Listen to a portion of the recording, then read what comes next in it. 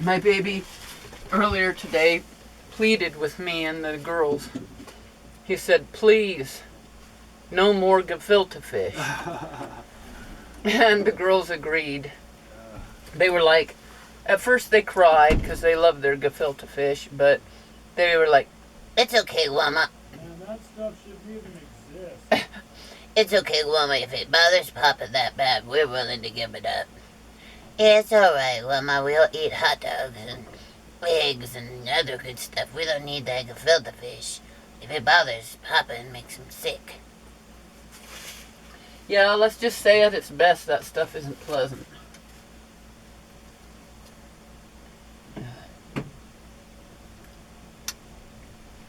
I was motivated to get up and cook. And it's really good. Quite good. It's got fresh onion, fresh tomato. It's really nice. It's very California style. What is? Our food. But I'm not that hungry. I'm eating anyway because I'm losing weight. I can't keep up with my weight. There's just a little. There's water on the toilet seat. It's just water. No, baby.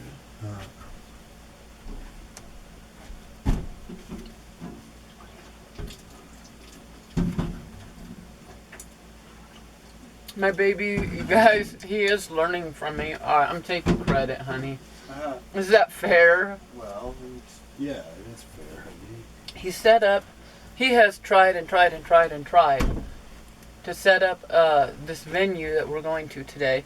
And it wasn't that it wasn't working out. It was just wires were crossed and people were being careless and dropping the ball and emails holding up their were end of a simple exchange. It's like, but that's neither here nor there. well, and also an email or two disappeared into outer space. It's all working out how it's supposed to, I reckon. But even despite all of this effort, despite obstacles that seem to be in our way, he has persisted and persisted and persisted. And it's coming together. And today we're going to go film at the Jean Cocteau Theater for my baby's film. And because my baby did it, I've told him, I'm not going to do it. I'm not going to follow through on this stuff for you. You have to do it. And he's done it. And he has proven that you can do it. It's just an 800 number. I don't know who it is, but anyway, he is learning my approach of determination and fight to make your goal manifest, you know. But I'm also opening up to, there's a lot to be said for taking a damn day off and relaxing. Which is something I never did before you, hon. I mean, I used to take my whole life off and do nothing because I was depressed. Right. You know? So I associate it with depression. That's why I don't do it, you know. Hanging around doing nothing, lollygagging or honky-tonking or whatever you want to call I'm it. with you. I guess you can only do so much of that, you know. It's, Yeah. But I think our whole life has become that, honey. well, In a lot of ways. It's true. I confess, if we had a ton of money, poverty, or the illusion of poverty, or the condition that looks like poverty is really motivating, I think, in a lot of ways. But, so once... Yeah. But to me, having a whole ton of money and not necessarily having to be anywhere at a given time, though, if you have things like you're supposed to get interviewed on Oprah, or That would be cool. you're supposed to introduce somebody at the Oscars, or get introduced, you know. Oh, sure. Or be the host of Saturday Night Live. Or one of those things. Then, sure, okay, you've got places that you have to be, and you prepare yourself and be ready for that. But I can totally, and this is why we've been talking about going to Tier C for the summer, is long days where you're not particularly obliged to any one thing more than anything else, and you can just yes, be leisurely and take your time and enjoy the process of doing whatever it is that you set about to do. And why do you set about doing it? Because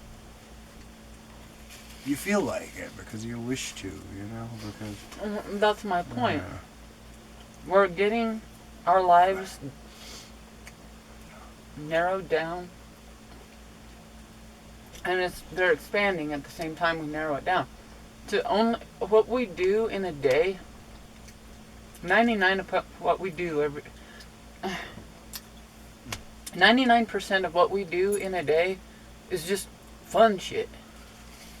We just have fun all the time. We all are just little children out there playing. This thing that we're going to do today, that's not a job. It's fucking fun. It's not a job. Yeah. You know, it's like... Doesn't mean it's not hard work. It's hard work. It is hard work. Yeah, of course. But it's fun hard work. Yeah. And then that's fun. It's like when I was a kid, digging out the tunnels for my cars and doing all the work in the sand. That was work, but it was all play, so it didn't feel like work. I got tired by the end of the day doing what I had to do, but it was fun. So I didn't think, oh, I got to get up this morning, set the alarm, and go do my job of playing with cars. It's absurd to think that, you know? Yeah. So why am I so fucking resistant to being open to, you know, like, for me, I want a plan set in stone. I want it fucking set in stone. The end. I don't have to worry about that plan again. I'm done because that's been set in stone. The more I set things in stone, the more they get ripped up, you know? Like, the stone is there, and then the next thing I know, a bulldozer came by and ripped it out by its roots. And I'm like, no, but I set it in stone. That's the whole fucking point of setting it in stone.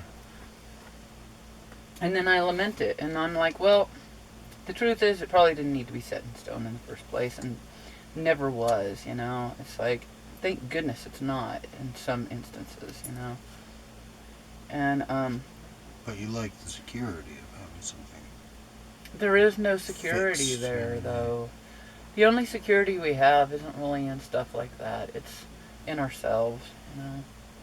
It's like, it's the ability to roll with it, no matter what the fuck happens. That's security. It's not, I'm going to have a house and my mortgage is paid for the next 30 years and I never have to worry about being evicted from my property or going hungry until the fucking flames of the next fucking forest fire come up and swallow up your house and all your food, and all you got left is your car, if you're lucky, and the clothes on your back, and if you're really lucky, your loved ones. And that's the truth, honey. It happens to people all the time. Look at Hurricane Katrina. Look at what happened in Japan, the tsunamis and the earthquakes and the radiation there. It's like, we have no fucking security in this world. The security that we have comes from within. But still, I am shaken by the external things Yeah. as they shift and move, you know. It is an earthquake in a lot of ways, you know. But I don't know. I don't think my baby has any necessarily more stability internally than I have. But he has a better way, like, maybe his stability comes from just, like, being open about certain things. I don't know. I think what I'm saying is he's not open to losing me. Fuck. No, he's attached. He's like, I'm his stability. You're my stability. But maybe you're more open and willing to let go of maybe a plan that to me attaches to you, you know? Does that make sense? It makes perfect sense to me. I don't know if it makes sense to anyone listening. I hear you, babe.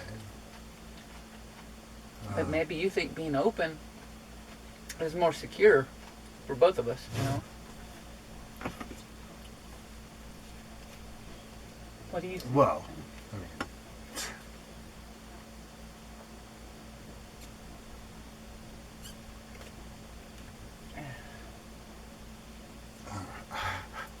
I don't like blanket statements, really. This is better or that's better, because I don't think it's we better. sort of, I'm not like saying we're that. feeling our way as we go, and gosh, sometimes. God, whoa, wait! This isn't where we want to be. Yeah, but.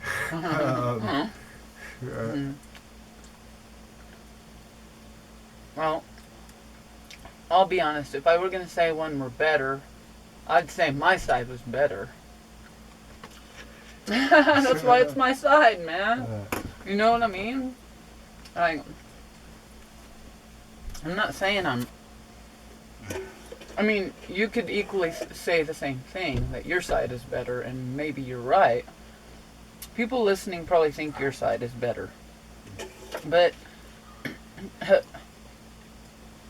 what the fuck? Do you guys have jobs? Do you get up every morning and go to your job? Or do you just sit around on the couch all day eating bonbons and watching soap operas? And then who do you want to be? I'd rather be the one eating the bonbons. Honey, why do I emulate the ones who work every day and want to be the one who's... I don't want to accomplish nothing by the end of the day. That's not what I mean. I just mean I don't want to be a slave to somebody else's dream.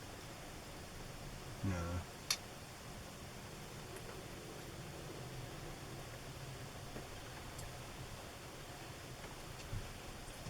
I like that. Yeah. No, neither do I. No, that's why we've rebelled against that shit. Well, and it doesn't work for me to be a slave to someone else's dream. That kills me faster than anything. Well, maybe not faster than anything, but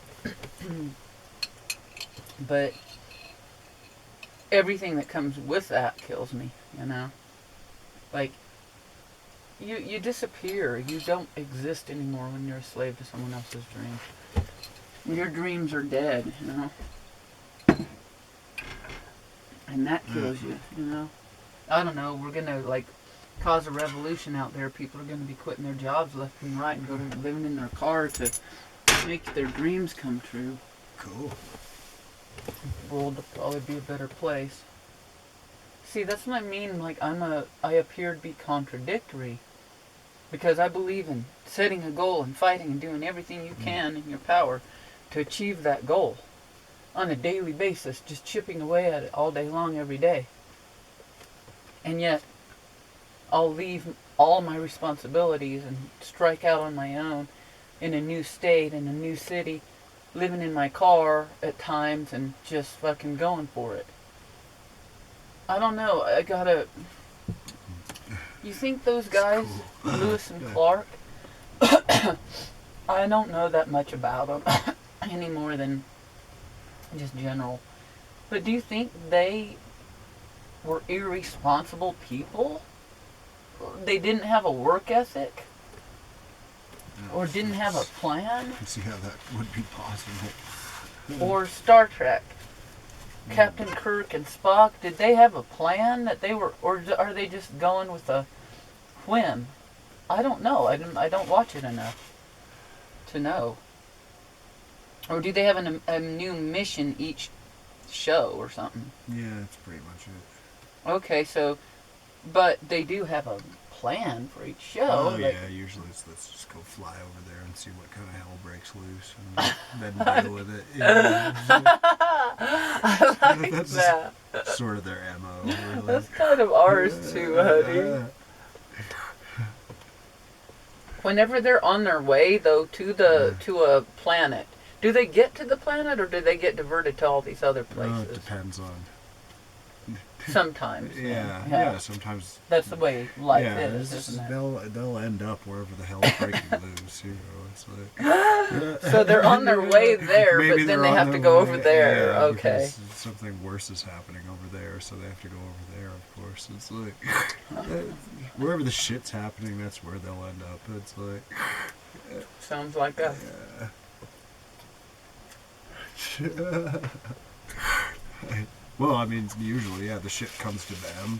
Yeah. And they might not have to go anywhere. They could just sit there and the shit would come to them. You know? Right So, on. Well, let's say Lewis and Clark had a plan, but they're gonna have to fucking Well, adapt it they were with about the they were terrain. about moving forward too. They weren't just gonna sit there. They were Lewis and Clark, and that's why they were Lewis and Clark, because they weren't just gonna sit there. I mean,